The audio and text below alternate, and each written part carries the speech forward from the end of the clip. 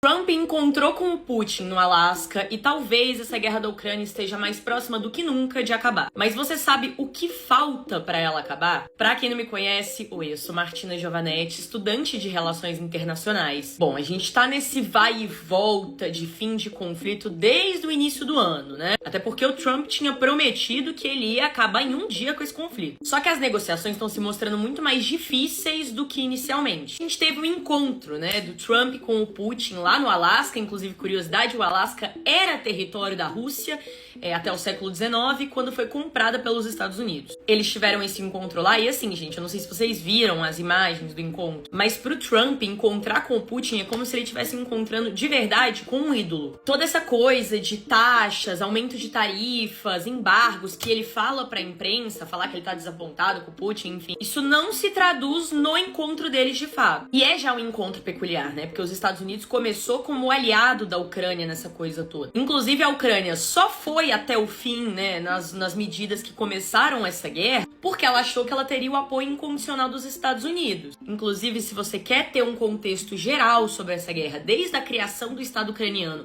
até hoje, eu fiz 3 aulões lá no YouTube, tem mais de 3 horas de aula sobre essa questão toda, tá lá no canal se vocês quiserem. Mas a gente sabe que quando o Trump, né, assumiu, não foi bem o caso. Ele já tem uma relação anterior com o Putin, e ele quer acabar com essa guerra a todo custo, não interessa se a Ucrânia vai ter que perder território ou não. E ao que tudo indica, esse vai ser exatamente o desfecho. O próprio presidente ucraniano, né, o Zelensky, que antes dizia que era impossível eles negociarem qualquer território, já mudou o discurso, dizendo que precisamos de negociações reais, né? Talvez a gente possa começar a discutir das linhas de frente atuais. O que isso significa, né? Significa que a negociação inicial seria que a Rússia fica com as regiões que estão ocupadas por ela e a Ucrânia fica com as regiões que estão ocupadas por ela. Nisso, a Ucrânia perderia 20% do seu território. Só que não é isso que o Putin quer. E aí eu vou ter que mostrar pra vocês um mapinha, tá? Vamos lá. Esse mapa aqui é de fevereiro, pode ter algumas mínimas mudanças, mas ele exemplifica bem o que eu quero mostrar.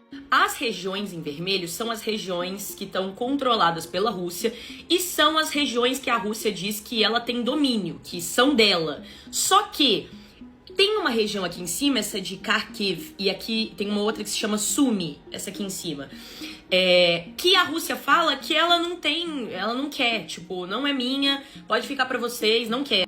Atualmente a Rússia tá ocupando 400 km² dessa área aqui que ela não quer. E a gente tem um ponto central desse conflito, que é Donetsk, que é a região que a Rússia diz que é dela, que ela quer e que tem, né, as terras raras, que tem todo aquele babado de minério, de coisa que a Rússia quer e fala que é dela. Só que vocês estão vendo que a Rússia não está dominando toda a Donetsk. Atualmente, né, a Ucrânia, ela mantém acho que 6.000 km² de Donetsk, é uns 30% do território. É que esse mapa não tá tão bom pra ver, mas a Ucrânia mantém 30% do território. E aí, qual que é a proposta do Putin? Ele virou pro Zelensky e falou assim, cara, eu te devolvo os 400 km² que eu tenho aqui no norte do seu país, que eu tô dominando, né, de Sumy e Kharkiv, e você me dá o restante de Donetsk, que é tipo 6.000 km².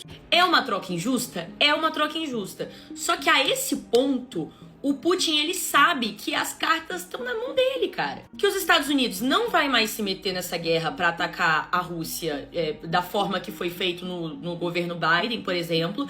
A Europa não consegue manter militarmente a Ucrânia nesse conflito e a Rússia só vai continuar avançando porque a Rússia está ganhando essa guerra. Então eles estão oferecendo um acordo e falando assim, e aí também tem uma questão, o Putin ele sabe lidar muito bem com o Trump, sabe? Ele vira pro Trump e fala, ai, olha, se fosse você o presidente, essa guerra nem tinha acontecido, entendeu? Se você tivesse aí, a gente nem tinha tido esse problema. E o Trump gosta disso. Ele gosta. Ele tem um ego dele inflado pelo Putin, sabe? Ele não consegue, como eu disse, ele não consegue dizer não pro Putin.